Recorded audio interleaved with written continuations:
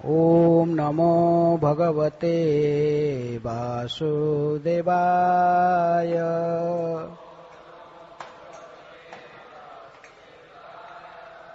ओम नमः भगवते वासुदेवाय।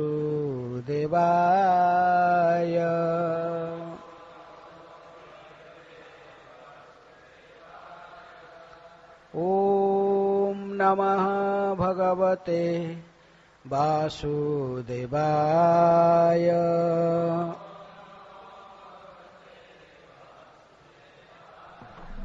नारायणं नमस्कृत्य नरं चैव नरोत्तमं देवीं सरस्वतीं व्यासं ततो जयमुदीरये। नष्टप्रायेषु अभद्रेषु नित्यं भागवत सेवया भगवते उत्तम श्लोके भक्तिर्भवति नैष्ठिकी। श्रीमद् भागवतम से पाठ सप्तम स्कंध अध्याय 2 श्लोक संख्या 39। यह इच्छया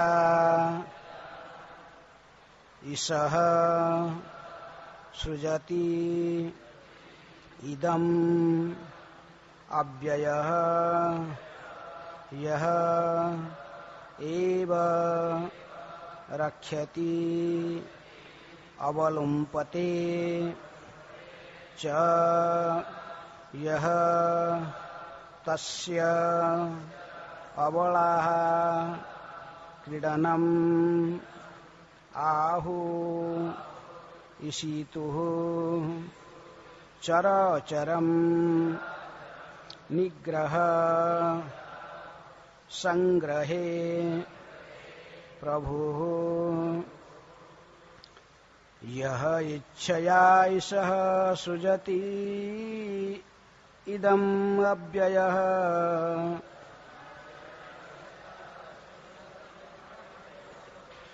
य एव रक्षति अबलुम्पते च यः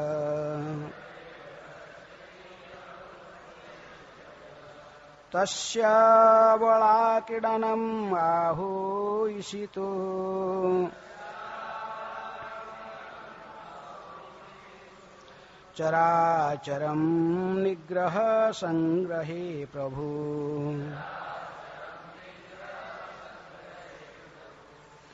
इच्छया ईशः सृजति इदम् अव्ययो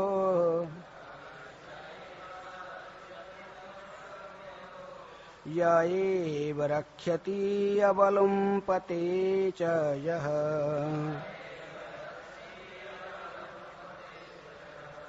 तस्य बलाः क्रीडनम् आहु ईशितुः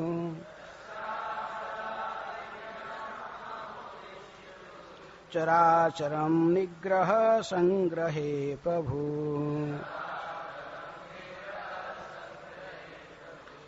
यह इच्छया ईशः सृजति इदमव्ययः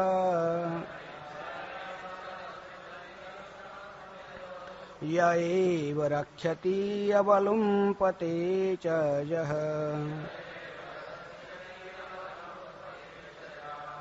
तस्य बलाक्रीडनम् आहु ईशितुः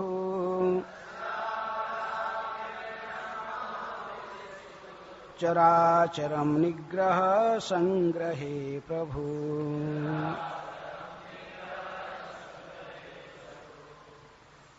हरे कृष्ण।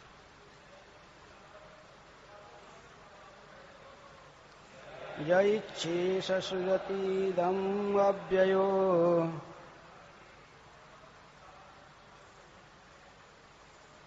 य एव रक्षति अबलुम्पते च यः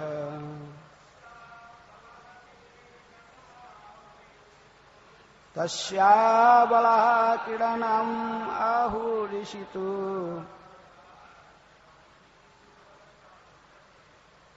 शराशरं निग्रह संग्रहे प्रभु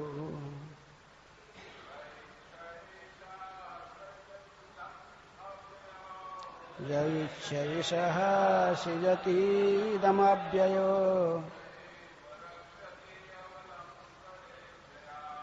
स एव रक्ष्यते अवलम्पते च यः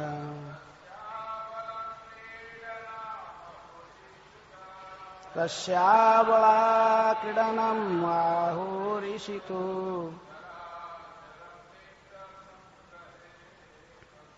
चराचरं निग्रह संग्रहे प्रभु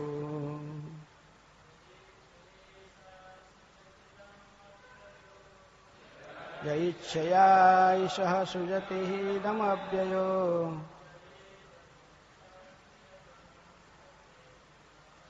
य एव रक्ष्यते अवलुम्पते च यः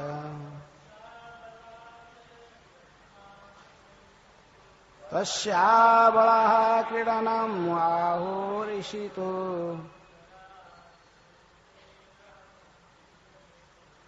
शराशरं निग्रह संग्रहे प्रभु। माताएं, शब्दार्थ यह जो इच्छया उसकी इच्छा से किसी के द्वारा बाध्य होकर नहीं, इसह परम नियंता सृजति उत्पन्न करता है, इदम इस भौतिक जगत को, अव्ययः जथारूप में रहकर इतनी सारी भौतिक सृष्टियों को उत्पन्न करने के कारण अपने अस्तित्व को खोए बिना यह जो एव निसंदेह रक्षति पालन करता है, अवलुम्पते संहार करता है, च भी यह जो तस्य उसका, अबलाः हे दीन स्त्रियों, क्रीडनम खेल खेल, आहु वे कहते हैं इसी तो पूर्ण पुरुषोत्तम भगवान का, चर अचरम चर तथा अचर, निग्रह विनाश में, संग्रहे या रक्षा में, प्रभु पूर्ण समर्थ। अनुवाद तथा तात्पर्य कृष्ण कृपा स्मृति अभय चरणारविंद भक्ति वेदांत स्वामी श्रील प्रभुपाद जी के द्वारा जगत गुरु श्रील प्रभुपाद की जय। उस बालक ने स्त्रियों को संबोधित किया, हे अबलाओं, उस अविनाशी पूर्ण पुरुषोत्तम भगवान की इच्छा से संपूर्ण जगत का सृजन, पालन और संहार होता है। यह वेदों का निर्णय है। चर तथा अचर से युक्त यह भौतिक सृष्टि उनके खिलौने के समान है। परमेश्वर होने के कारण वे इसको विनष्ट करने तथा इसकी रक्षा करने में पूर्ण समर्थ है। दोहराइए, उस बालक ने स्त्रियों को संबोधित किया, हे अबलाओं, उस अविनाशी पूर्ण पुरुषोत्तम भगवान की इच्छा से संपूर्ण जगत का सृजन, पालन और संहार होता है।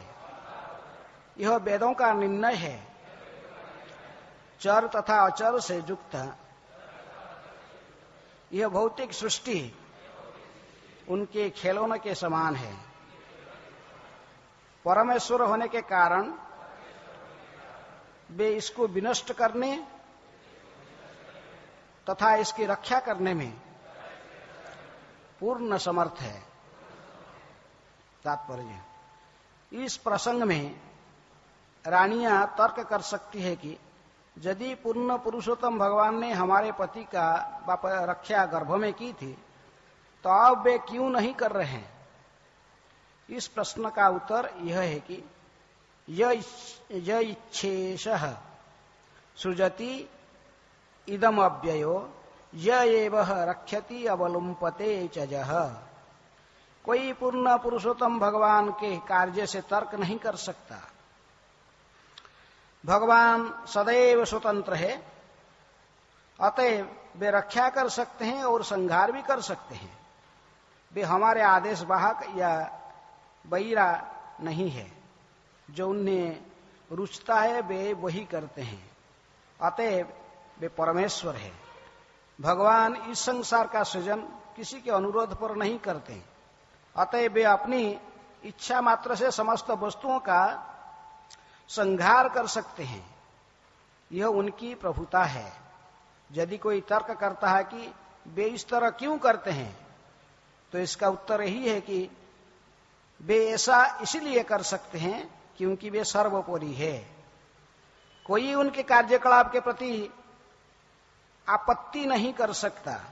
यदि कोई तर्क करता है कि इस पापपूर्ण सृष्टि तथा संसार का क्या प्रयोजन है, तो इसका उत्तर यह है कि वे अपनी सर्वशक्तिमत्ता सिद्ध करने के लिए कुछ भी कर सकते हैं और कोई उनसे पूछ नहीं सकता।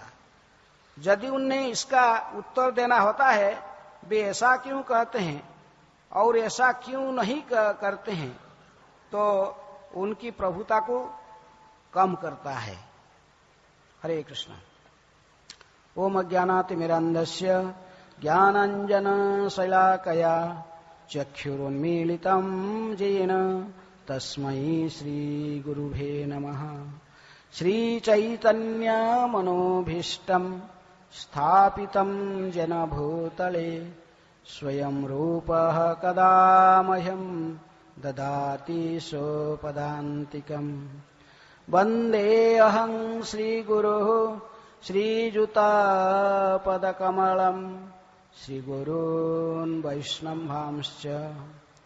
श्रीरूपं साग्रजातं सहगण रघुनाथान्वितं तं सजीवम् साद्वैतं सावधूतं परिजनसहितं कृष्ण चैतन्यदेवम् श्रीराधा कृष्णपदान् सहगण ललिता श्रीविशाखान्वितांश्च। नमो ॐ विष्णुपादाय कृष्णप्रेष्ठाय भूतले श्रीमते भक्तिवेदान्त स्वामिनिति नामिने।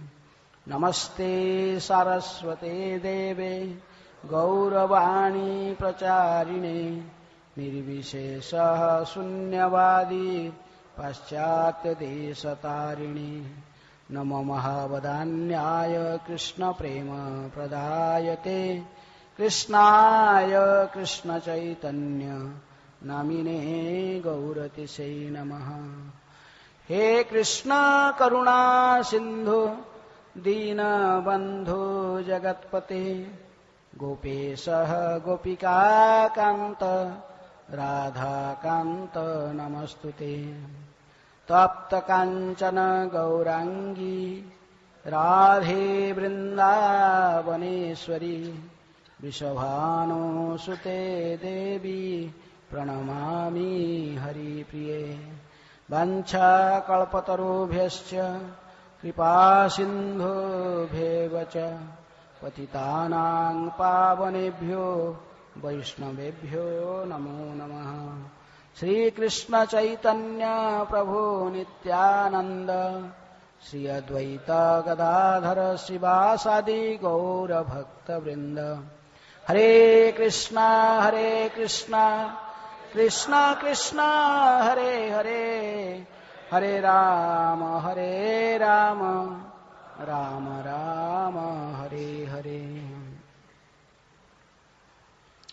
तो सप्तम स्कंद भागवत अच्छा, मुझे कल रात को कुछ लोग मिलकर बोले थे कि नवकलवर के बारे में बोलने के लिए भक्त लोग कहें, लेकिन मैं नवकलवर उसके बारे में विशेष प्रस्तुत नहीं हुआ, फिर भी मैं बोलूंगा थोड़ा।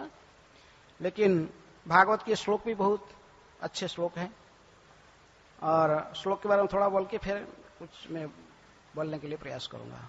हरे कृष्ण। तो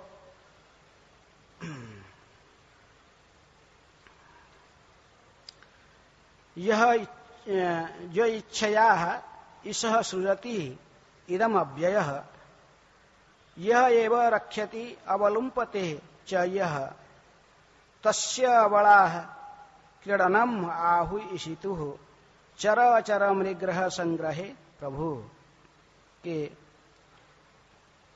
उस बालक ने स्त्रियों को संबोधित किया, हे अबलाओं, उस अविनाशी पूर्ण पुरुषोत्तम भगवान की इच्छा से संपूर्ण जगत का सृजन, पालन और संहार होता है।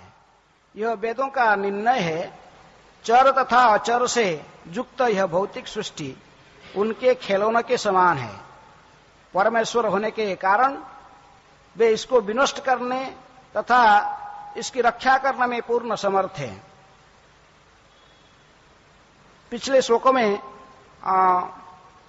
ये वर्णन आया था कि सह रक्षिता रक्षति यो ही गर्भे। इसलिए प्रभुपाद ने इसी के ऊपर अपना तात्पर्य प्रारंभ करते कि यदि पूर्ण पुरुषोत्तम भगवान रानियों ये जो वार्तालाप चल रहा है, जमराज जी स्वयं एक बालक की रूप धारण करके ही उस क्षेत्र में पधारे थे जहां पर महाराज सुजज्ञ की पत्नियां सभी शोकाकुल होकर पति विच्छेद में विलाप कर रहे थे, और उन्होंने अपने पति के शव को सत्कार करने में नहीं दे रहे थे। समय बीत गया, अत्यधिक विलंब होने के प्रांत भी जब उनकी ऐसा ही स्थिति देखें कि संसार के प्रति मोहग्रस्त होकर, विशेष रूप में उनके पति के शरीर में मोहग्रस्त होकर वो विलाप कर रहे हैं, तो स्वयं जमराज जी पधारे बालक की रूप धारण करके, और उन्होंने इनको सांत्वना दे रहे हैं।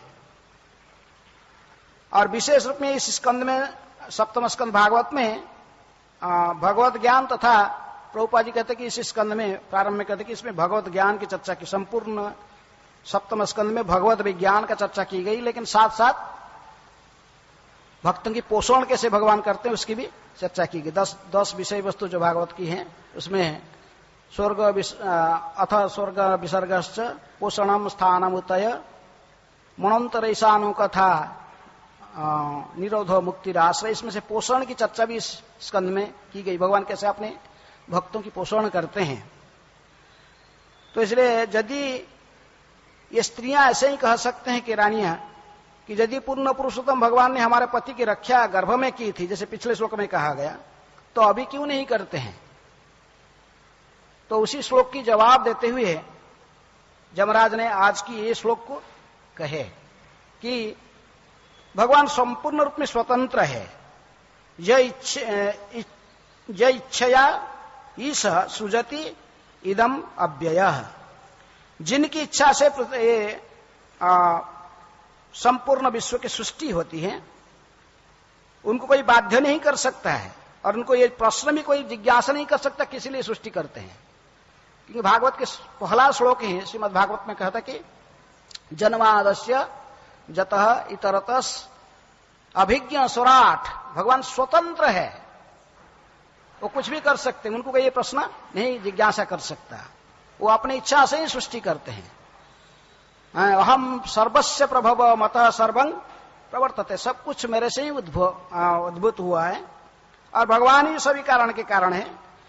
तो लेकिन फिर भी कहते कि इनकी इच्छा से ही ईशः, वो ईश्वर है, परम नियंता है, इसलिए उसने सृष्टि करते हैं, इसकी रक्षा भी करते हैं। रक्षति अवलुम्पते है, इसका संहार भी कर देते हैं। इसमें उनकी पूर्ण स्वतंत्रता है। ये संपूर्ण भौतिक ब्रह्मांड की सृष्टि स्थिति और इसकी प्रलय करना, तो इनकी खिलौना, एक छोटे बच्चा जैसे खेला खेलता है इसी प्रकार भगवान की एक क्रीड़न की सदृश है, क्रीडनम एक खेल जैसे है। इसलिए इनको ऐसे प्रश्न नहीं पूछा जा सकता क्यों भगवान ऐसे करते हैं। भगवान कुछ भी कर सकता अपनी इच्छा से, जो इच्छा होगा करेंगे, वो इच्छामय है। किसको रक्षा करना चाहते हो रक्षा करेंगे, किसको माने विनाश करना चाहते हो विनाश करेंगे। इसमें कोई प्रश्न नहीं पूछ सकता। भगवान यदि किसको रक्षा करना चाहेगी इसको कोई मार नहीं सकता है। भक्तिविनोद ठाकुर अपने शरणागति में बहुत सुंदर भजन लिखे, इसके बारे में कई भजन है। उन्होंने कहते कि तुमी त मारी बेजारे के तारे राखी ते पारे, तब इच्छा बस त्रिभुवन, तब इच्छा बस त्रिभुवन। तुमी त राखी बेजारे के तारे मारी ते पारे, सकल विधिर विधि तुमी, सकल विधिर विधि तुमी। कहते कि आप यदि किसको मारना चाहोगे इसको कौन बचा सकता है संसार में? किसी की हिम्मत है? कोई नहीं बचा सकता। यदि आप इसको रक्षा करना चाहते हो इसको कौन मार सकता है? क्योंकि आप सभी विधि के नियम बनाने वाले हैं। आप समस्त विधि को बनाते हैं और इसको तोड़ भी सकते हैं। महाभारत में जयद्रथ की वध की घटना है। इसमें भगवान चाहते थे कि अर्जुन की रक्षा हो और जयद्रथ का विनाश हो। चाहे सारे महायोद्धाएं इसको घिर कर रखे थे, किसको? जयद्रथ को। और यह भी था कि सूर्य, अर्जुन भी प्रतिज्ञा ले रखा था कि सूर्य अस्त के पहले इसको समाप्त करूंगा। और सब लोग देखे सूर्य भी अस्त हो गया, तभी जयद्रथ सोचा कि मैं बच गया है, बाहर निकालकर बहुत मस्ती कर रहा था। लेकिन भगवान ने फिर अपने भक्त को रक्षा करने के लिए किसको? अर्जुन को आकाश में प्रकट करा दिया। किसको? सूर्य है। तब इच्छा मते ब्रह्मा करे न सृजन, तब इच्छा मते विष्णु करे न पालन, तब इच्छा मते शिव करे न संहार, तब इच्छा मते माया सूर्य कारागार है। इन्हीं की इच्छा से ही सूर्य आलोक प्रदान करते हैं, सूर्य उदय होते अस्त होते हैं। उन्हीं की इच्छा से ही चंद्रमा भी उदय और अस्त होती है। चंद्रमा भी अमावस्या पूर्णिमा आदि तिथि के माध्यम से कार्य करती है। इसलिए प्रभुपाद जी कहते हैं कि इनको पूछा नहीं जा सकता, वो इनको कौन जिज्ञासा करेगा? वो स्वतंत्र है, सुराट है, कुछ भी करने के लिए समर्थ है। इसलिए भगवान यदि किसको रक्षा करेंगे इसको कौन मार सकता है? नहीं, भगवान जिसको मारेंगे इसको कौन रक्षा कर सकता है? इसलिए जो रानियों की ये अधिकार नहीं कि उन्होंने पूछे कि किस लिए भगवान ने हमारा पति को अभी रक्षा नहीं किया। चलिए बचपन में सभी संतान को गर्भ में रक्षा करते हैं, फिर अभी क्यों रक्षा नहीं किए? महाराज परीक्षित को भी अपने गर्भ से, मां के गर्भ से, उत्तरा के गर्भ से भगवान रक्षा किए थे ब्रह्मास्त्र से। लेकिन फिर जो उनको ब्रह्म अभिशाप हो गया तो भगवान क्यों रक्षा नहीं किए फिर? लेकिन भगवान स्वतंत्र है, इनकी इच्छा से सब कुछ होता है। इसी प्रकार उनके जो नवकलेवर महोत्सव है वो भी उनकी इच्छा से होता है। साधारणतः मोहित करने के लिए जो नास्तिक व्यक्ति है, मायावादी है, वो लोग सब कुछ माया है संसार में। वो उनको मोहित करने के लिए सोचते कि भाई जगन्नाथ भी यदि परम ब्रह्म है, स्वयं भगवान है, फिर वो शरीर क्यों चेंज करते हैं? ब्रह्म का शरीर क्यों चेंज होता है? ब्रह्मता है। भगवान का हमारे तरफ शरीर और भगवान में कोई अंतर नहीं है। चिन्मय शरीर है, सच्चिदानंद विग्रह, ईश्वर परम कृष्ण सच्चिदानंद विग्रह, आदिर गोविंद सर्व कारण कारणम। तो उनके शरीर तो फिर उनके शरीर क्यों चेंज करते हैं? जैसे हमारा शरीर है, इसमें आत्मा रहता है, शरीर अंदर में आत्मा रहता है, और आत्मा शरीर को छोड़ के चले जाता तो फिर हम दूसरे शरीर में जाकर जीवात्मा प्रवेश करता है। तो इसी प्रकार ये नवकलेवर महोत्सव ऐसे ही मनाया जाता है। जगन्नाथ जी क्या करते हैं? एक शरीर को छोड़ देते, पहले के जो विग्रह है दारू विग्रह, उसको छोड़कर फिर दूसरे नए दारू विग्रह में प्रवेश करते हैं। ऐसा क्यों होता है? ऐसा कैसे हो सकता है? और ब्रह्म भी क्या है जगन्नाथ जी के हृदय में, वो भी लोग नहीं जानते हैं, पता नहीं वो क्या है। उसके बारे में कई लोग कितनी मतामत देते हैं। बुद्धिस्ट लोग कहते हैं कि यह बुद्धदेव की दांत है। जगन्नाथ जी को प्रत्येक संप्रदाय, हमारे सनातन संप्रदाय की जितनी भी गोष्ठी है धार्मिक, अलग अलग गोष्ठी, सभी कहते हैं कि जगन्नाथ ही हमारा इष्ट है, वही परम ब्रह्म है। बुद्धिस्ट लोग भी मानते हैं किनको? जगन्नाथ को। वो भी मूर्ति मानते नहीं, मूर्ति पूजा, लेकिन फिर भी जगन्नाथ जी को मानते हैं। कहते कि जगन्नाथ जी के हृदय में जो रहा है, जो ब्रह्म है, उसको परिवर्तन किया जाता है, वो बुद्धदेव का दांत है, हैं? बुद्धदेव का दांत रखा गया उधर अंदर में। बुद्धिस्ट लोग भी कब्जा करके रखे थे जगन्नाथ मंदिर को कई समय को।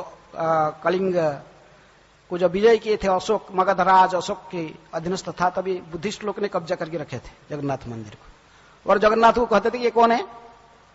ये बुद्धदेव है। अवश्य वो लोग ने रथ यात्रा बंद कर दिए थे, लेकिन फिर भी वो कहते थे ये जगन्नाथ है, ये बुद्धदेव है। तो इसी प्रकार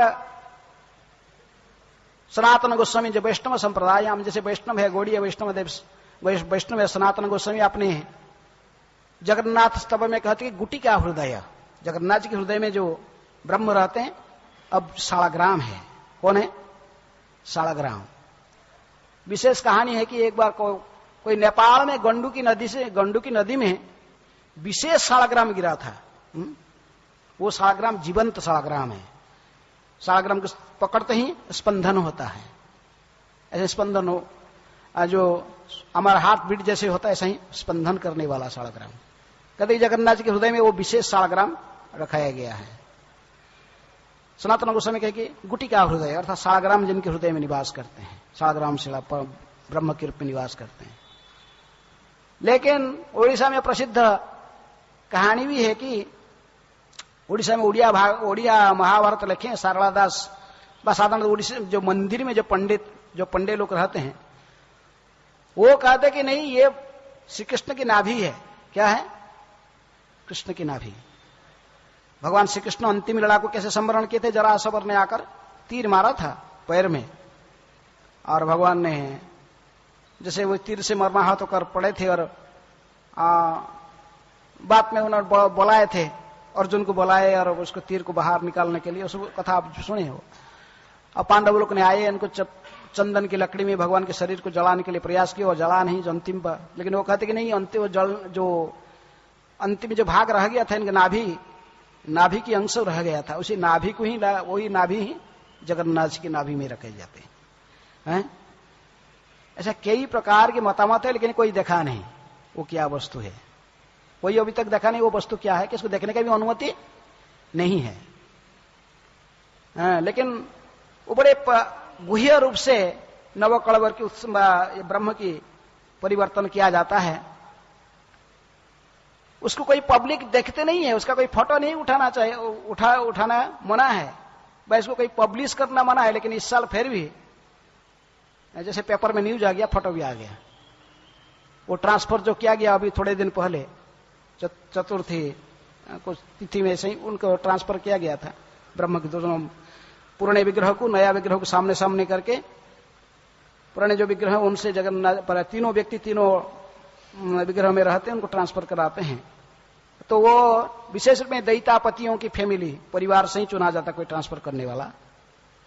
तो वो विग्रह जो ट्रांसफर किए हैं, वो तो अंदर से तो क्या दिखाई नहीं पड़ता, लेकिन ब्रह्म जो है ऐसा ही जो रखा हुआ कपड़े में, जो माने पाट वस्त्र में जो इसको लपटा के रखा गया, उसका फोटो आ गया।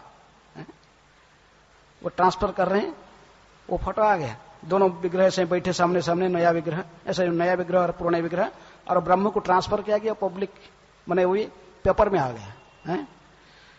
गजपति राजा पुरी के बहुत दुखी है उसके लिए, उन्होंने पूरा दिया कि ये अच्छा नहीं कर रहे हैं, लोग दुर्गति को बुला रहे हैं, जो शास्त्र के विधान है फॉलो नहीं करते हैं। लेकिन फिर भी लेकिन अभी तक भी फिर भी कोई देखा नहीं। वो कपड़े का चित्र था, माने वो जो बंडल है जिसके अंदर ब्रह्म रहते, वो तो चित्र आ गया, जगह मूर्तियों विग्रहों की चित्र आ गया, लेकिन वो कपड़े के अंदर में क्या है किसी को पता नहीं है अभी भी। तो ब्रह्म की केवल परिवर्तन किया जाता है।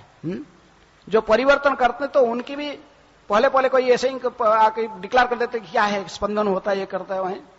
तो इसलिए अभी इनके हाथ से बांधा ही जाता है, पाट वस्त्र में इन पूरे कपड़े को पूरा यहां तक हाथ में बांधा ही जाता, फिर पैर भी बांधा जाता है। उनको से जैसे कुछ क्या है उनको फीलिंग न हो इस अंदर में क्या है। तो इस प्रकार जब पुराने विग्रह से नया पुराने जो जगन्नाथ जी के विग्रह है उसमें नया विग्रह में जो ट्रांसफर किया जाता है उसी को कहते कि ब्रह्म का जो परिवर्तन किया जाता है। और वो जो नए विग्रह जो निर्माण की जाती है और नए विग्रह में जो ब्रह्म को फिर स्थापन किया जाता है, इसी जो विधि को कहते नव कलेवर। नव का अर्थात नया, कलेवर का अर्थात शरीर। भगवान की दूसरे शरीर बनाकर जगन्नाथ जी के दूसरे दारू ब्रह्म ये विग्रह है जो परिवर्तन किया जाता है। भौतिक दृष्टि से लोग कहते हैं कि क्योंकि ये लकड़ी के विग्रह है और लकड़ी का विग्रह कितने साल तक लास्टिंग करेगा, उसमें कहीं इधर उधर डैमेज हो सकता है, कुछ हो सकता है, इसलिए हर 12 साल में 19 साल में इनकी परिवर्तन कर दिया जाता है। जैसे ही पिछले 20 शताब्दी में 1912 में नवकलेवर हुआ था, इसके बाद फिर 1931 में हुआ, फिर 1950 में हुआ, 1969 में हुआ, 1977 में हुआ, फिर 1996 में हुआ, प्रभुपाद जी के सेंटेनियल ईयर में हुआ था, फिर अभी हो रहा 2015 में। कितने साल अंतर आता है 1912 से 1931? वो भी 19 साल के अंतर है, प्राय 19 साल के अंतर सारे देखा जाए केवल एक ही इसमें है। 1969 से हुआ था, फिर बाद में 77 में हुआ, तो यहां पर कितना फर्क आ रहा है? सिर्फ 7-8 साल। तो कभी ऐसे कहा जाता है कि जो 1969 में जो नवकलेवर हुआ था, वो जो दारू मिला था उस दारू में पर जो जगन्नाथ जी के जो दारू था वो अंदर में खोखला था। लोग बड़े प्रसन्न, बड़े पंडे लोग बड़े व्यथित हो भी कैसे ऐसा हुआ, ऐसे विग्रह कैसे बनाएंगे, इसे निर्माण कैसे होगा। लेकिन कहते कि सारे जब राजा और पंडे लोग सब धारणा देकर बहुत स्तुति करने लगे भगवान की, ऐसा कैसे हुआ, कुछ अनिति हुआ बा कुछ कारण से, खाना पीना छूट धारणा दिए, फिर देखते कि वो भर गया अपने आप, फिर भरा हुआ था।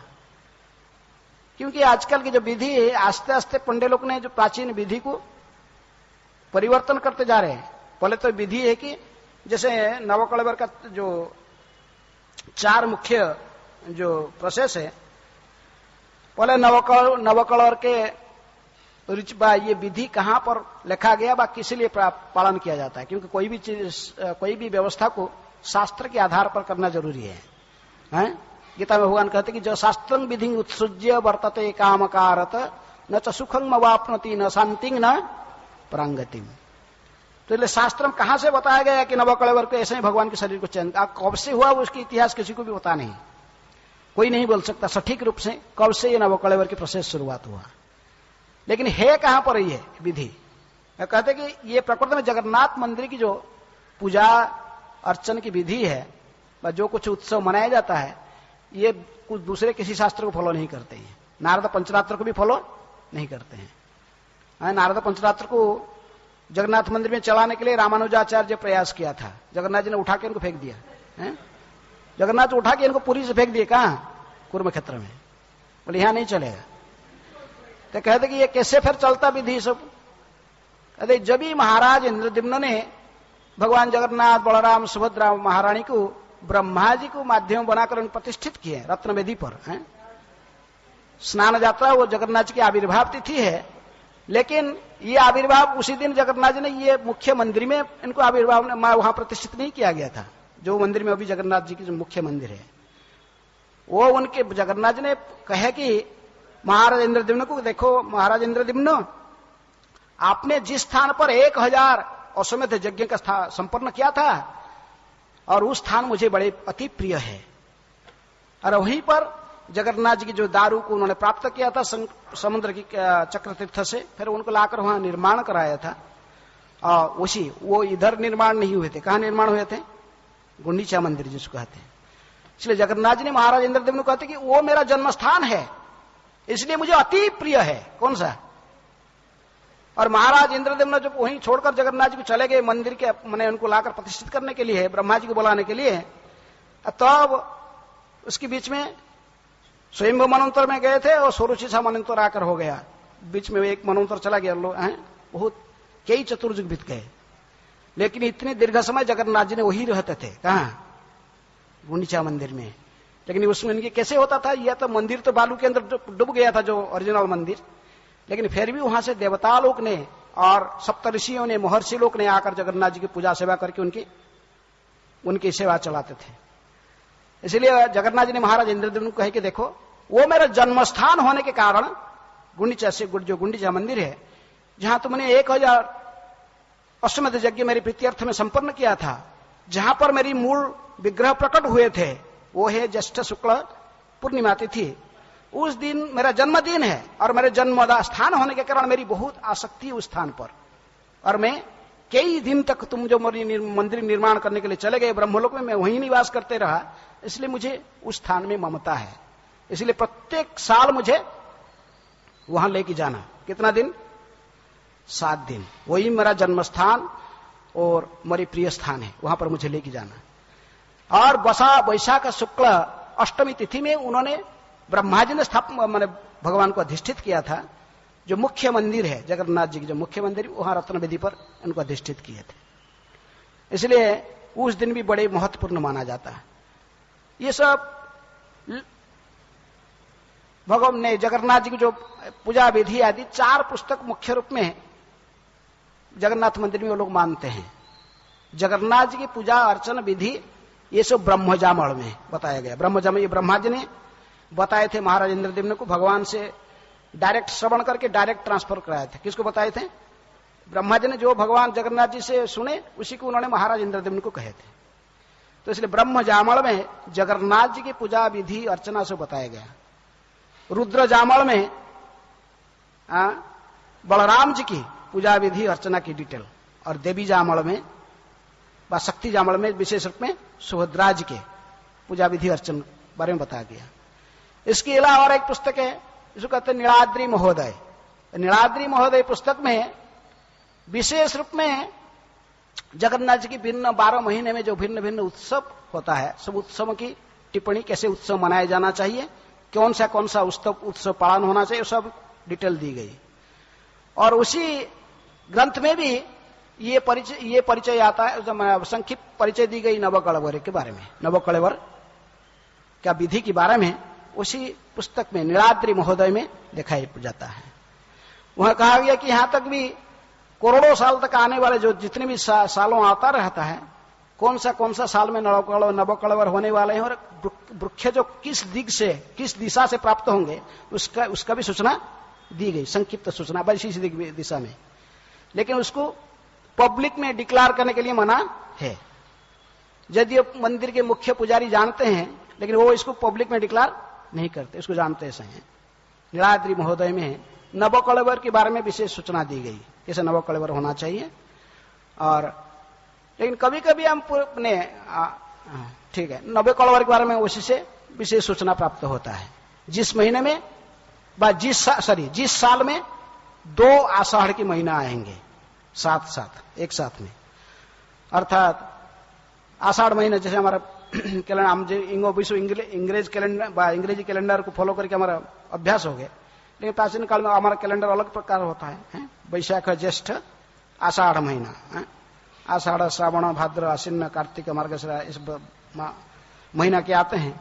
तो जिस साल में 2 आषाढ़ के महीना आते हैं, अर्थात 2 आषाढ़ कैसे होंगे? जिस महीना आषाढ़ महीने के साथ पुरुषोत्तम मास आता है, जिसे इस साल में है अधिक मास जिस साल में आते हैं, इसको पहले तो मड़ मास कहते थे, लेकिन अभी आस्ते आस्ते भगवान की कृपा से पुरुषोत्तम मास बन गए। लेकिन पुरुषोत्तम मास की महिमा भी मैंने हम देखे हैं, मैंने खुद इसको ट्रांसलेशन किया था पुरुषोत्तम मास की, क्योंकि इंद्र प्रभु और महानिधि महाराज ने कहीं से किताबें लाकर हिंदी किताब मुझे दी ट्रांसलेशन करने के लिए। लेकिन उस किताब के पीछे लिखा गया था पद्म पुराण से आया है, लेकिन मैं पद्म पुराण पूरा ढूंढ के देखा, पद्म पुराण में कहीं नहीं है। स्कंद पुराण में थोड़े से सूचना दी गई है, और इसकी कोई प्रभुपाद जी ने कहीं भी पुरुषोत्तम मास के बारे में कुछ नहीं कहा। चैतन्य भागवत, चैतन्य चरितामृत में चैतन्य महाप्रभु भी कभी सूचना नहीं दी गई कि पुरुषोत्तम व्रत पालन किए, उन्होंने चतुर्मास्य करते थे, लेकिन पुरुषोत्तम पालन के, पुरुषोत्तमास्य से पालन के है। लेकिन फिर ज्योतिष शास्त्र में आज मुझे सारंगी माता जी दिखा रही थी, क्योंकि ये ज्योतिष शास्त्र में कहा गया, तो जो भी है।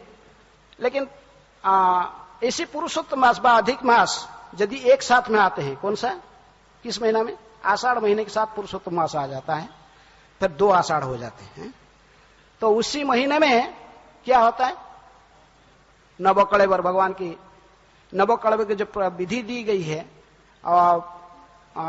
नीलाद्रि महोदय में, तो उसी को पालन किया जाता है। कई कालों से चल रहा है नवकलेवर। जगन्नाथ जी बड़े दयालु है, यहां तक कि उन्होंने औरंगजेब को भी दया किया। किसको? औरंगजेब के शासनकाल में 12 साल वो रथ यात्रा बंद कर दिया था, जगन्नाथ की रथ यात्रा करने नहीं दे रहा था। तो एक व्यक्ति थे, रहते थे रामदयित गोस्वामी, वो दीनदयित गोस्वामी ऐसे कुछ था, उनके नाम पुरी में रहते थे। उन्होंने नृसिंहदेव के महान भक्त थे। सो नृसिंहदेव की ध्यान करते हुए बड़े साहस से आया औरंगजेब को मिलने के लिए और रथ यात्रा के लिए परमिशन लेने के लिए। सभी बोलते थे, अरे वो तुम जाता है सिर काट के वहां चढ़ा देगा सूली में तेरे को, औरंगजेब के पास में जा रहा तू। वो सिख लोगों की नवम गुरु आया था तेग बहादुर, उसको सूली में चढ़ा दिया। लेकिन ये तेग जो रामदयित गोस्वामी बड़े साहस में आए, नृसिंहदेव के मंत्र जपते जपते बड़े। लेकिन जिस दिन उन्होंने दिल्ली में पधार रहे थे, चल चल के आए पुरी से, और उस दिन पहला दिन पूर्व रात्रि में औरंगजेब अद्भुत स्वप्न दिख रहा था। जगन्नाथ जी ने आए उसके सामने, क्योंकि मैं तेरा अल्लाह बोल रहा हूं, काल मेरी भक्त आएगा इधर, तुम मेरा रथ यात्रा बंद करा दिया, इसको आएगा जो बोलेगा लेटर में अनुमति साइन कर देना, नहीं तो तुझे मैं संपूर्ण रूप में ध्वंस कर दूंगा। हैं? तो बड़ा भयभीत हो गया वो। दूसरे दिन में सब तो डरते थे वो, जब लेकिन दीनदयित गोस्वामी जब आकर पहुंच गए सामने रामदयित गोस्वामी, तो उन्होंने हाथ जो कहे कि मैं औरंगजेब को मिलना चाहते थे, पहले से ही औरंगजेब बोल रखा था कि छोड़ देना, आते ही तुरंत मेरे पास छोड़ देना। वो गए अंदर में, औरंगजेब बिना पूछे उनके पास जो लेटर लेके आए थे सीधे साइन कर दिया। और साथ साथ कई गांव, लगभग माने 7 गांव और ऐसे विशाल जमीन उन्होंने दान दिया जगन्नाथ जी की सेवा पूजा के लिए। औरंगजेब को भी किसी हिंदू के मंदिर की सेवा के लिए जमीन साइन करो, उसका बोर्ड आप तो खोरधा स्टेशन में लगा हुआ है, वो यदि देखोगे तो उस एरिया पूरा वो जगन्नाथ जी की प्रॉपर्टी था, जगन्नाथ जी को औरंगजेब ने दान कर दिया था। इसलिए जगन्नाथ जी बड़े दयालु है, किसको भी कृपा करते हैं जिसको। तो इसी प्रकार मैं क्या कह रहा था, इसमें कैसे आ गया, जगन्नाथ जी के नवकलेवर का जो इतिहास है, तो ये ग्रंथ में देखा जो नीलाद्रि महोदय में है चले आ रहा। कभी कभी तो हम देखते हैं कि इसमें बाधा भी आ जाती है। कभी कोई जगन्नाथ जी को उठाकर, एक व्यक्ति था कड़ा पहाड़ नाम से प्रसिद्ध है उड़ीसा में, पहले ब्राह्मण परिवार में था वो व्यक्ति, लेकिन वो बाद में मुस्लिम लड़की से शादी कर लिया था, तो उसको सारे ब्राह्मण त्याग दिए, हिंदू समाज त्याग दिया। और वो लेकिन वो आपने माफी मांगकर फिर हिंदू समाज में आने के लिए कितना प्रयास किया। जगन्नाथ जी के मंदिर के सामने पढ़कर रो रहा था, कई सालों तक रोया। ब्राह्मण लोग ने इसको, पंडे लोग ने इसको पत्थर फेंकते थे, इसको थूकते थे, बहुत कुछ उसको, लेकिन वो सब सहन कर ही पड़ा था। ऐसे ही कई साल तक पड़ा रहा, 12 साल तक, जो कोई कुछ नहीं सुना, तो उसको मन में बड़ा क्रोध आया, क्योंकि ये भगवान है, मैं इतने प्रार्थना करता हूं, मेरे प्रार्थना नहीं सुनता। ये यदि भगवान होता मेरी प्रार्थना नहीं सुनता, मेरी प्रति कौन सा इतना बड़ा, यदि ये जगत के नाथ है, सारे जगत की ब्रह्मांड की नाथ है, फिर ऐसा कैसा होता है। प्रतिज्ञा लिया, मैं इस लकड़ी के ढेरे को उठाकर लेकर जला के फेंक दूंगा, और जाकर मुस्लिम आर्मी में ज्वाइन कर लिया है, कलकत्ता के नवाब की जन्म आइन में। तो और वहां से आस्ते आस्ते सेनापति बन के पूरे बड़े आर्मी लेकर आक्रमण किया उड़ीसा। जगन्नाथ मंदिर से उठा के ले गया उड़ीसा, इस इतिहास में है। जगन्नाथ बलराम सुभद्रा को उठा के लेके चला गया, सीधा लेकर हावड़ा पहुंच गया, कलकत्ता में लाकर हुगली नदी के किनारे वहां पूरा मैंने पूरे बड़ा आग लगाकर जगन्नाथ बलराम सुभद्रा को विग्रह को जलाई दिया था। और वहां पर एक व्यक्ति रहता था खोरधा के, बिसर महांती उसके नाम था, महान भक्त था जगन्नाथ जी को। वो फॉलो कर रहा था, इनको पता नहीं था वो मुस्लिम आर्मी को। ये अंदर में जाकर वहां पहुंचा था। जब इन्होंने विग्रहों को जला रहे थे, वो पागल की तरफ उसके अंदर जब जल रहा था, देख रहे थे बहुत फोर्स है, सब लोग को जाकर जब जल रहा था सब चले गए आस्ते आस्ते, 2-4 लोग थे और सिपाही थे, तो उन्होंने हठात आग के अंदर प्रवेश कर गया। लोग री जानबूझकर सुसाइड कर दिया लगता है, हिंदू है सुसाइड कर दिया लगता है जगन्नाथ, लेकिन वो उसके अंदर में प्रवेश करके ही ये ब्रह्म को लेकर आया। किसको? जगन्नाथ जी की हृदय में जो ब्रह्म है इसको लेकर आ गया। और जगन्नाथ जी की कृपा से कुछ नहीं हुआ, आग का अंदर प्रवेश किया, फिर बाहर निकल आया, उसके शरीर में कहीं भी आग नहीं लगा। उन्होंने लेकर फिर लाकर खोरदा में रखकर अपने घर में पूजा करता था उस ब्रह्म को लाकर, नाभि ब्रह्म को लाकर। लेकिन जब रामचंद्र देव पुरी के गजपति राजा बने तो वो बड़े दुखी हुए, जगन्नाथ जी को न देखकर मंदिर में बहुत रोए, अनशन करने लगे, खाने पीने छोड़ के। तो जगन्नाथ जी ने उनको सपने में आया। द्वितीय रामचंद्र देव, इनको कहते कि इंद्रद्युम्न की दूसरे अवतार है, कि इन्होंने के भगवान ने इनको जगन्नाथ जी ने कहा कि तुम इतने क्यों दुखी होते हैं, वो तो मेरे शरीर को ऐसे मैंने जो जोड़ा दिया, लेकिन मैं अभी तक हूं, मैं ये विश्र महंत के घर में मेरी पूजन हो रहा, तुम वहां से लाकर फेरी में मुझे नवकलेवर उत्सव मनाओ, अभी आने वाला है नवकलेवर मेरा, और इसलिए तुम ब्रह्म को लाकर उनमें स्थापना करो। तो इसलिए रामचंद्र देव ने जाकर फिर विश्र महंत के पास पहुंचे खोरदा में, जैसे भगवान ने स्वप्न में कह दिया था, तो उससे देखे कि सच को सच नाभि ब्रह्म हुआ, पूजा हो रहे हैं। तो उनको लाकर फिर दोबारा उन्होंने स्थापना कराया था। जगन्नाथ जी के शरीर में फिर नाभि ब्रह्म को स्थापना कराए थे। तो इस प्रकार ये इतिहास की जगन्नाथ जी ने ऐसा क्यों किया, क्योंकि वो भी भक्त था बेचारा, काला पहाड़ जो तो उसके ये लोग को अत्याचार किए, ब्राह्मण लोग ने बहुत कुछ पत्थर फेंके, ये किए, तो उसका भगवान सबके होते हैं, वो केवल एक ही नहीं कि केवल हिंदुओं की होते हैं, मुस्लिमों के नहीं है। जगन्नाथ सबके हैं, जगत के नाथ है। जगन्नाथ जी के इतिहास से पता चलता कि यहाँ पर जीसस क्राइस्ट भी पधारे थे, मोहम्मद भी पधारे थे। जगन्नाथ संस्कृति कोई संकुचित संस्कृति नहीं, जैसे पुरी पंडित सोचते कि ये पुरी के नाथ है, ये पुरी के नाथ नहीं है, संपूर्ण जगत के नाथ है। प्रभुपाद जी ने इसको प्रमाणित किया पूरे विश्व में इनको लेकर। हमारे उड़ीसा में एक छत्तिया मठ होता है, हमारा वहां पर एक बाबा था हरिदास मालिका, वो मालिका लिखा कि ये जगन्नाथ मंदिर में राशियन लोग आएंगे, जगन्नाथ जी को उठा के ले जाएंगे राशिया, हैं, इसलिए डरते हैं पंडे लोग वो विश्वास करते हैं मालिका को, इसलिए उनको बड़ा डर आता। जब विदेशी लोग को प्रभुपाद जी ने लेकर आए हैं तो बोले कि ये तो जगन्नाथ को उठा के ले ही जाएंगे, हैं, इसलिए डरते, छोड़ते नहीं अंदर। बोले नहीं, ये सफेद वाले कुछ भी राशियन, और विशेष रूप में लिखा गया राशिया की भक्त आएंगे, जगन्नाथ जी को उठा के ले जाएंगे, हैं। लेकिन वो तो ऐसे समझ नहीं पाते कि जगन्नाथ सर्वत्र है, और राशिया में चले ही गए, वहां भी रथ यात्रा मनाई जा रहा है लेकिन तो इस प्रकार नवकलेवर जो है प्रत्येक लगभग जो 2 आषाढ़ महीना आता है किसी साल में, और कभी ये 12 साल में आता है, कभी 8 साल में आता है, कभी 19 साल में आता है, कभी 24 साल में भी आते हैं। लेकिन जिस साल में 2 आषाढ़ के महीने आएंगे, पुरुषोत्तम मास के साथ, आषाढ़ महीने के साथ पुरुषोत्तम मास आएगा, भगवान पुरुषोत्तम, जगन्नाथ जी को भी पुरुषोत्तम कहते हैं, और पुरुषोत्तम क्षेत्र वो भी है। तो इसलिए उसी साल ये नवकलेवर की विधि चलता है कि जब सबसे ये रिचुअल्स है, मैं इसको विस्तार से कहूंगा तो फिर ये क्लास हो जाएगा। तो नवकलेवर जो होता तो पुराने विग्रह तो है, लेकिन नए विग्रह कैसे होंगे, नया दारू फिर ढूंढने पड़ता है, नया वृक्ष कहां से, किस प्रकार वृक्ष से भगवान की विग्रह बनेगा, उस वृक्ष ढूंढते हैं। और 4 दारू की ढूंढ की जाती है। कौन सा? सुदर्शन, पहले दारू माने सीरियली इसकी अनुसरण की जाती है, पहले सुदर्शन दारू की खोज करते हैं, बलदेव, फिर सुभद्रा, फिर लास्ट में जगन्नाथ। लेकिन ये जो ढूंढने के लिए जाते हैं, इसके लिए एक प्रोसेशन जो निकलता है उसमें कई लोग रहते हैं। उसमें जो कई लोग रहते हैं, इसमें से एक पति महापात्र रहते हैं। पति जो पूरा पार्टी का लीडिंग करता है, पति महापात्र, वो विद्यापति, और विद्यापति के जो ब्राह्मण पत्नी की गर्भ से जो संतान उत्पन्न हुआ, तो ऐसे कोई एक पति महापात्र उसमें रहते हैं, जो कि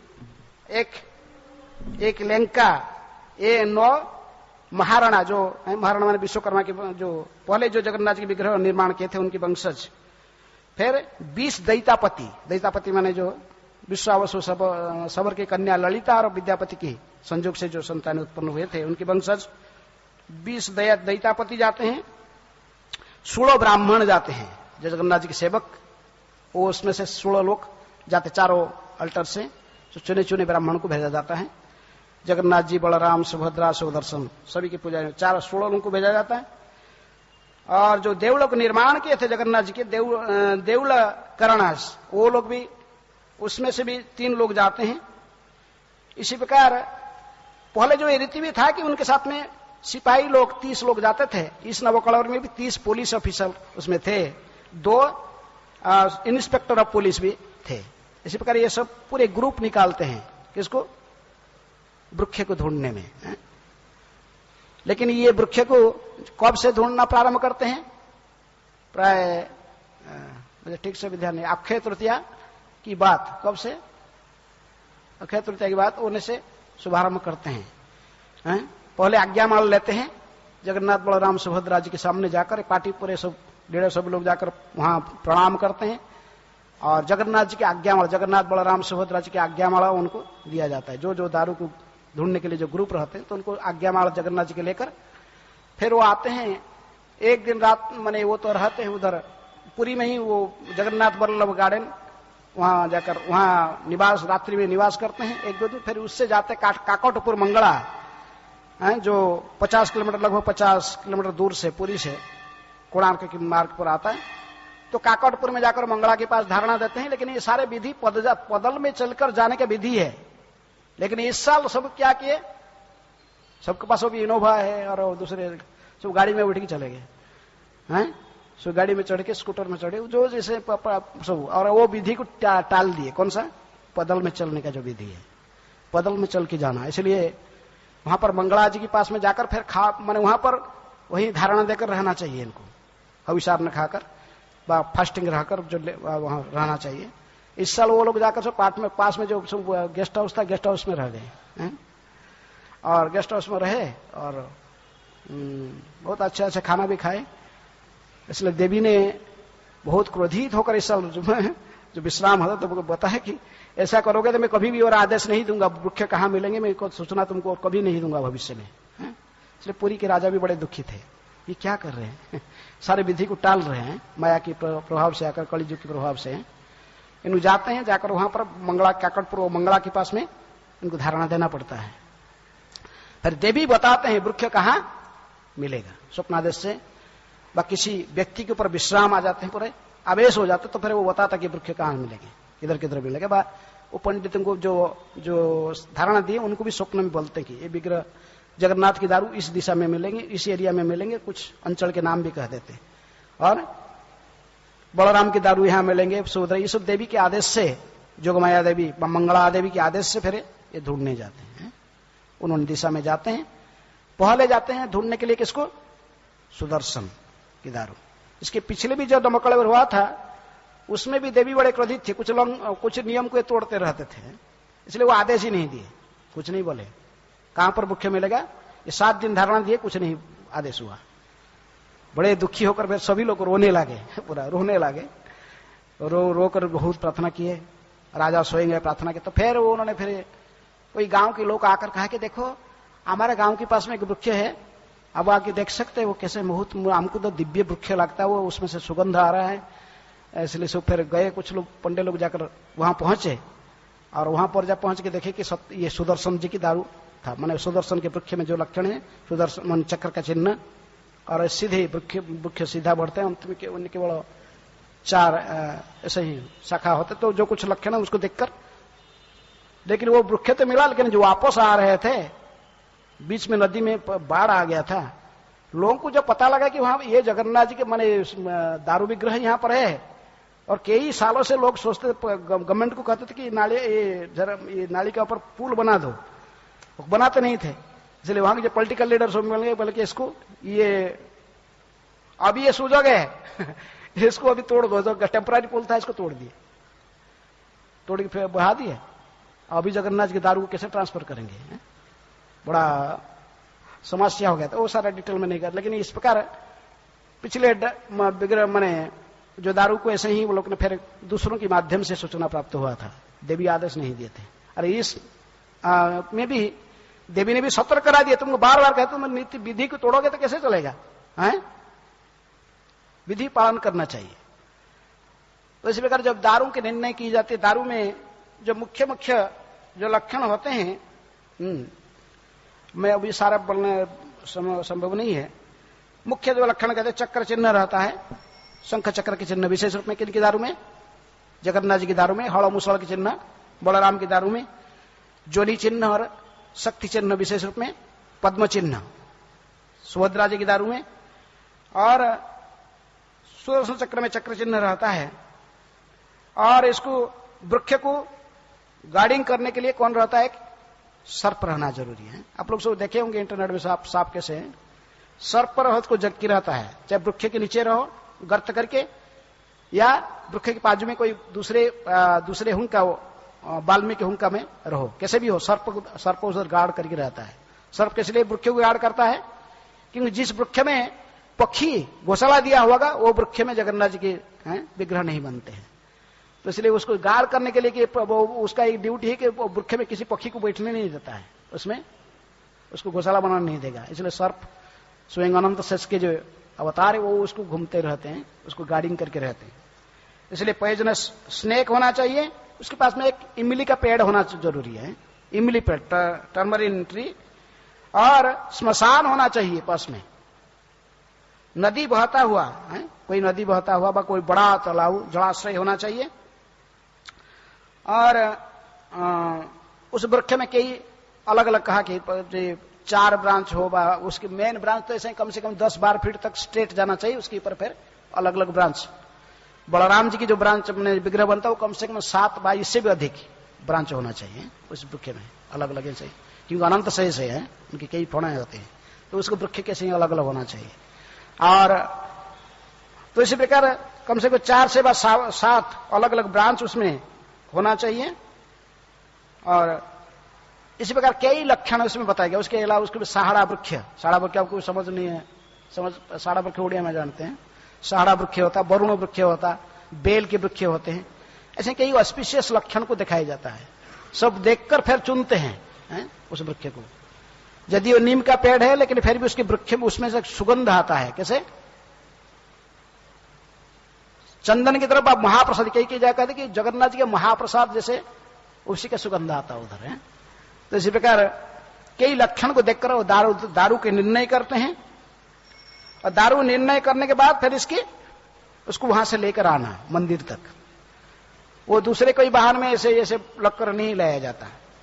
उसी जो वृक्ष से जो मुख्य ब्रांच से तो भगवान के विग्रह बनेंगे, लेकिन ऊपर के जो ब्रांच है अन्य डाल को काटकर उसी से क्या बनाते हैं, इसके चका बनाते हैं।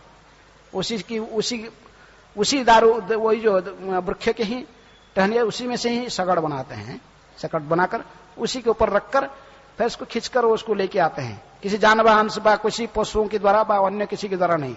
जैसे रथ को हम खींच के लेते हैं, मनुष्य इसी प्रकार उनको खींच कर लेके आते हैं। पैदल में चलते चलते एक गांव से दूसरे गांव, दूसरे गांव से तीसरे गांव, ग्रामवासी लोग ने उनको साक्षात जगन्नाथ बलराम सुभद्रा से सुदर्शन से अभिन्न मानते हुए वृक्षों को बड़े उत्साह के साथ खींचते खींचते पुरी तक पहुंचाते हैं। पहले तो उनको दारू का माने वहां पर यज्ञ किया जाता है, यज्ञ करके ही यज्ञ पहले सांप निकाल के चले जाता है, फिर यज्ञ करते हैं, फिर यज्ञ करने के पूजा विधि संपूर्ण होने के बाद उस दारू को अभिषेक कर फिर वही से अभिषेक कर फिर उनको कटा, पहले सोने का कोठाली में थोड़ा का उसको चोट लगाएगा, फिर इसके बाद चांदी की कोठाली में, फिर अंत में लोहे की कोठाली में इसको पूरे वृक्ष को काटा जाता है। और जो मुख्य अंश जिसमें विग्रह बनने वाले उसको काट के फिर इसी प्रकार उसी वृक्ष के दूसरे टहनिया में बने हुए चक्कर जो गाड़ी में इनको लोडिंग करके खींचते खींचते लेके आते हैं, कहां तक, पुरी तक। और दारू ब्रह्म को वस्त्र में लिपटा जाता है, उसको पब्लिक में सही देखना अलाउ नहीं है। कहते कि जो ऐसा ही पूरे वृक्ष को ऐसे ही वस्त्र के बिना देखता है, नंगे विग्रह को वो देखता है कि लकड़ी को, तो उसकी अशुभ होता है, इसको देखने का मना है। इसलिए उनको वस्त्र में लिपटा कर उसको लेके आते हैं पुरी तक। आकर जगन्नाथ मंदिर के उत्तर गेट जो है, उत्तर गेट के अंदर से अंदर में लेते हैं। उत्तर का गेट जो है, उत्तर गेट से ही अंदर लेकर कोयली वैकुंठ जहां पर जगन्नाथ जी के स्थान है, वहीं पर उनके विग्रह निर्माण होता है, और जो पूर्ण विग्रहों को वहीं पर समाधि दिया जाता है। अंदर में समाधि दी जाते हैं। लेकिन ऐसे जगन्नाथ की विग्रह पूरा जमीन के अंदर सब मैंने पूर्ण विग्रह को जो समाधि दी अभी हो गया ऑलरेडी, जो पूर्ण विग्रह दे दी अभी नया विग्रह आ गए। लेकिन कोई कई कहते कि इतनी जल्दी कैसे कच्चा विग्रह को काट के लाए और इसमें विग्रह सब निर्माण हो गया, फिर ऐसे कैसे हो जाता है। इसलिए कहा जाता कि जो पहले नवकलवर में जो विग्रह मिला था न, जो वृक्ष मिला था उसका विग्रह बन के रहते हैं अगले नवकलवर में, फिर इसको उसी में ट्रांसफर किया जाता है। अभी जो विग्रह में नवकलवर के वृक्ष मिला उसको फिर स्टक करके रखते हैं अगला नवकलवर के लिए है? इसको ऐसे ही रखा जाता है, सुख की फिर रहता है। तो इस प्रकार वो कोयली वैकुंठ में जो विग्रह को नीचे जमीन के अंदर समाधि दे दिया जाता है, फिर उसको खुदाई नहीं किया जाता, उसके अंदर वही रहते अगले नवकलवर तक उसी का। लेकिन एक बार ऐसा ही घटना हुआ था कि गौड़ीय वैष्णव थे जगदीश पंडित की चरित्र गौरांग हमने चेतन चरितमृत में भागवत में सुनोगे। तो उनकी गांव में जो जाओगे चकदहा गांव में मैं गया था, वहां पर विशाल विग्रह है जैसे जगन्नाथ जी के विग्रह यहाँ। कहते गौरांग महाप्रभु ने जगदीश पंडित को भेजे थे, बचपन में उनके घर में एकादशी दिन में जाकर अन्न खाए थे और उसके बाद उसको बताए थे जब अब महाप्रभु कहे कि तुम जाकर पुरी में रहो जगन्नाथ के पास में। तो आकर पुरी में जगन्नाथ जी महाप्रभु के आदेश पालन करके रहता था, प्रचार करता था। लेकिन महाप्रभु जब संन्यास लेकर आना चाहिए तो उसको वापस बुलाए, अभी वापस आओ, अभी आके तुम बंगाल में प्रचार करो, मैं जा रहा हूं, कहां पुरी आ रहा हूं। लेकिन उसको जगन्नाथ जी में दीर्घ समय रहने के कारण बड़ा आसक्त हो गया था, हर दिन जगन्नाथ जी के पास जाता था, नाचता था, गाता था, भजन गाता था, उसको वापस आने की इच्छा नहीं था, बहुत रो रहा, कहे कि जगन्नाथ जी क्या अपराध किया, मुझे यहां से वापस भेज रहे हैं आप भी मुझे माने वापस भेज रहे हैं और जो सोएंगे आपकी मूर्ति में अवतार गौरांग वो इधर आ जा रहे हैं, चाहे मैं वहां जाकर उनके संग भी प्राप्त करता, उनके संग भी नहीं होगा, वो आपके पास आ रहे हैं इधर और मेरे को आप भेज रहे हो वापस। खाना पीना छोड़ के रोने लगे। तभी जगन्नाथ जी ने गजपति राजा को हेड को कहे कि देखो ये महान भक्त है मेरी विच्छेद इसको बहुत सता रहा है, इसलिए आप मेरे पूर्वक नवकलवर के जो विग्रह जमीन के अंदर समाधि दिए गए इसको खुदाई करके वो विग्रह को निकाल के दे देना इनको। हाँ ये लेके जाएंगे कहा साथ में, इनको भी कहे मैं चलूंगा तुम्हारे साथ, चिंता मत करो। अरे बड़ा आश्चर्य कि तो ऐसा कभी आदेश किसको नहीं हुआ था है? तो लेकिन आदेश हुआ था क्या करें, तो उनको फिर खुदाई करके उन जगन्नाथ जी के विग्रह को निकाल कर जगदीश पंडित को कौन है उनको ढूंढ के गजपति राजा ने लाकर कही तुम्हारे लिए जगन्नाथ तुम्हारे साथ में इसी रूप में जाना चाहते, जो पुराने नवकलवर का विग्रह को दिया। जगदीश पंडित बड़ा आश्चर्य बोले देखिए इतना बड़ा विग्रह है 7 फुट इतनी विशाल विग्रह में कैसे इसको लेके जाऊंगा बंगाल तक है? वो भी और समस्या आ गया, फिर रोने लगे, फिर कैसे लेके जाऊंगा आपको। भगवान ने स्वप्न में कहे कि तुम चिंता मत करो, एक विशाल लकड़ी लाओ है और उसकी एक साइड में एक सिक्के के ऊपर बड़ा सिक्का बनाकर मुझे बैठाओ और उसको बांध दो और उस लकड़ी को कान में धारण करना, पीछे नहीं देखना, पीछे नहीं देखना, पीछे जहां देखोगे फिर वहीं बैठ जाऊंगा और यहीं उठा नहीं सकते है? सखी गोपाल की कथा जैसे वो कहानी हमको सुना रहे थे, उधर गौड़ी मठ के अभी अंदर में उसे मंदिर सेवा होते हैं। तो इसलिए वो जगदीश पंडित ने इन विग्रह को लेके गया, वहां पर स्थापना किया लेकर पुराने नवकलवर विग्रह वहां लेके मंदिर में रखा। अभी गौड़ी मठ के भक्त लोग सेवा करते हैं। तो विशाल विग्रह है जगन्नाथ जी की विग्रह, नहीं तो जगन्नाथ जी के विग्रह जो नवकलवर तो उसके अंदर सब पुराने विग्रह समाधि दी जाती है। नए विग्रह में फलित और जो नया जो उपयुक्त दिन आता तो फिर पुराना विग्रह नया विग्रह दोनों को सामने सामने करके चतुर्थी जैसे पिछले गया थी, तो उस दिन नया विग्रह और पुराना विग्रह सामने सामने करके ही जो निर्णय हो जो व्यक्ति विशेष रूप में चेंज करेगा दारू ने ब्रह्म को, वो तीनों विग्रह में 3 व्यक्ति जाते हैं। कहते कि ये लोग ज्यादा जीवित नहीं रहते ज्यादा दिन, जो ब्रह्म को ट्रांसफर करता है बहुत जल्दी उनकी मृत्यु हो जाता है।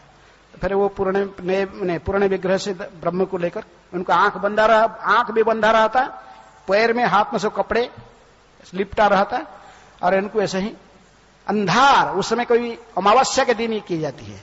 अमावस्या को रात को 12 बजे पूरे अर्धरात्रि में अमावस्या में पूरे लाइट स्विच ऑफ कर दिया जाता है, मेन स्विच, पूरे अंधार हो जाएगा जगन्नाथ मंदिर सब कुछ पूरी शहर लाइट ऑफ करके पूरे अंधार में ही इसको ले जाए। वहां पर कुछ लैंप कुछ जलता हो क्या पता नहीं, लेकिन उस व्यक्ति को लेकर जो अंधार रात्रि माने अमावस्या की रात्रि में ठीक अर्धरात्रि में उसको ब्रह्म को उसके केवल हेड पुजारी उसका हाथ, जो पुजारी इसको हाथ पकड़ के वहां से पकड़ा के फिर ला के यहाँ रख देते, पुराना विग्रह से निकाल के फिर नया विग्रह में रखवा देते। वो बक्स थोड़ा होता है, बक्स के अंदर रख के फिर बंद कर दिया था।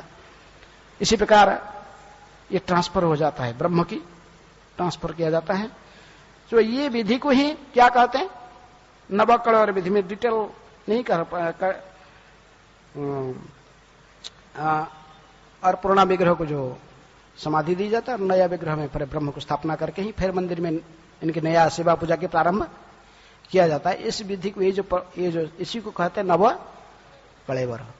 लेकिन ये श्लोक जैसे कहते हैं कि भगवान ने ऐसा क्यों करते, उसके प्रश्न कोई नहीं पूछ सकता, प्रश्न कुछ पूछने का अधिकार हमारे पास नहीं है। भगवान स्वतंत्र है, वो कुछ भी कर सकते हैं।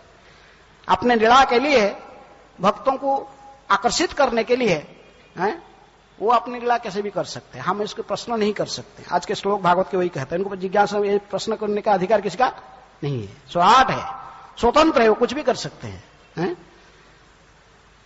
तो इसलिए इस संक्षेप में आपको नवकलेवर के बारे में कहा है कि विस्तार कहना तो वो कई घंटे जाएगा, तो इसलिए संक्षेप में जैसे कुछ लोगों को सुनना था नवकलेवर क्या है, संक्षेप में कहा। ठीक है, हरे कृष्णा। क्योंकि मुझे आज पुनः जाना है तो मेरे को क्लास भी ठीक से टाइम से भी समाप्त करना है। ओके, कोई प्रश्न है तो एक दो प्रश्न कोई पूछ सकते, कोई प्रश्न है, प्रश्न तो पूछ सकते हैं ना। दूसरा प्रश्न, ये प्रश्न नहीं कि क्यों ऐसा होता है, वो भगवान स्वतंत्र है, सुराट है। महाराज जी, वो जो जगन्नाथ जी को विग्रह जो जलाए वो भक्त लोग, वो मुसलमान में जो चले गए थे, उनको बाद में कोई सजा वजा दिए नहीं, कैसे छोड़ दिए? उनको सजा क्या, वो फिर कोढ़ व्याधिग्रस्त होकर उनके एक्शन तो होगा, लेकिन फिर भी वो भी महान भक्त था, प्रारंभ से जगन्नाथ जी के महान भक्त था। तो उसके ऊपर इतने अत्याचार किया गया, इसलिए भगवान ने शास्ति देने के लिए इनको, ये ब्राह्मण को सिखाने के लिए है। अरे मेरे भक्तों को ऐसे अत्याचार करोगे तो मैं भी तुमको छोड़ के जा सकता हूं।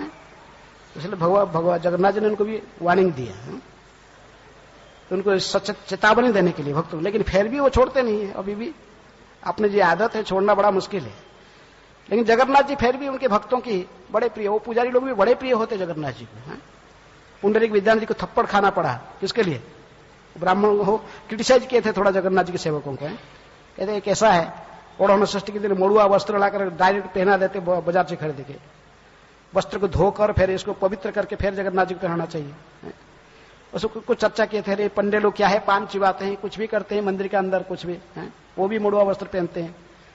और जो समालोचना करके आए थे, लेकिन रात को जगन्नाथ बलराम आए और लगाए उनको, दोनों का फूल गया, दोनों गाल सूझ गए। जगन्नाथ जी को उनके सेवक भी बड़े प्रिय होते हैं, वो लोग कई जन्म की सुकृति से जगन्नाथ जी की सेवा पूजा प्राप्त किए हैं, वो भी साधारण नहीं है। कभी कभी वो जब अत्याचार बदमाशी करते तो फिर उनको शास्ति देते हैं, कौन, जगन्नाथ जी। उसका वो कड़ा पहाड़ को अत्याचार किए, ब्राह्मण लोग ने बहुत मारा, इनको पत्थर मारे। अब उड़ीसा में इसका ड्रामा करते हैं लोग, तो उसको फेंक के बहुत कुछ अत्याचार किए, तो जगन्नाथ जी छोड़ के चले गए सिंहासन। जगन्नाथ जी उठ के नहीं जाएंगे, उनको उठा के ले जाएगा, चले गए उठ के, सतर्क कराने के लिए कि देखो तुम जो ऐसे करोगे मैं तुमको छोड़ के भी जा सकता हूं। ठीक है, ओके। जगन्नाथ बलदेव सुभद्रा महारानी की जय, नवकलेवर की जय, ग्रंथराज श्रीमद् भागवतम की जय, श्रील प्रभुपाद की जय। हरे कृष्ण।